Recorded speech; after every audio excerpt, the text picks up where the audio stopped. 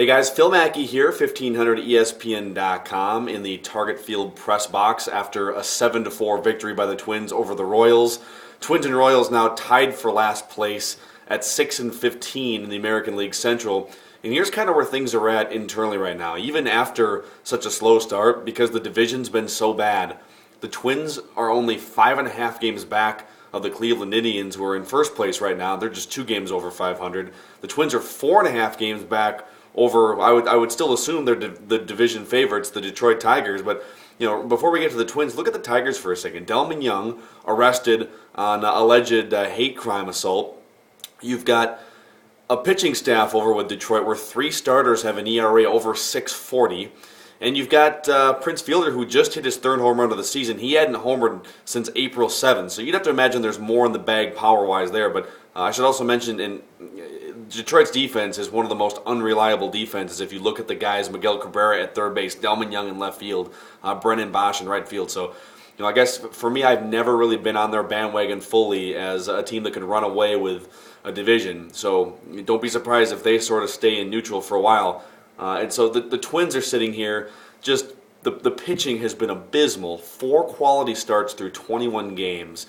Jason Marquis, who went 6 innings and 3 earned runs, the exact definition of a quality start today, and his career has been the exact definition of a quality start, a 4.57 career ERA. And really, when you think about quality starts, it equates to a 4.50 ERA by definition. 6 innings, 3 runs, it's a 4.50 ERA. Nobody in baseball would ever celebrate a 4.50 ERA. It's not a good ERA. But if you think of it in terms of, you've got an offense that's scoring runs right now. Willingham is back from paternity leave. Mauer and Morneau are healthy, playing every day, hitting. Span and Carroll are getting on base. This offense is scoring runs. They're going to score 4 to 5 runs a game, and if they get hot, 6, 7, 8 runs a game. A quality start, if a starting pitcher were to give you 6 innings and 3 runs every single night for the Twins, the ERA would be bad, but you'd at least extend the game into this bullpen where Jared Burton has proven that he can get guys out. Glenn Perkins, we know what he's capable of. Max Capps has been shaky, but so far he has 4 saves. I mean, the point is, these pitchers don't have to be spectacular for the Twins to win games. And the fact that they've been so bad is why the Twins are 9 games under 500. The starters came into Sunday with a 7.01 ERA.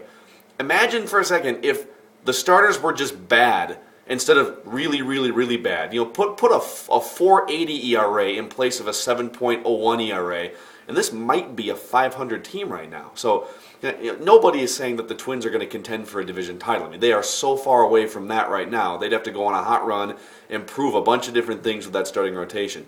But this is a weak division. Even with Detroit, if they pick it up, this division is not what the American League East is. It's not what the American League West is.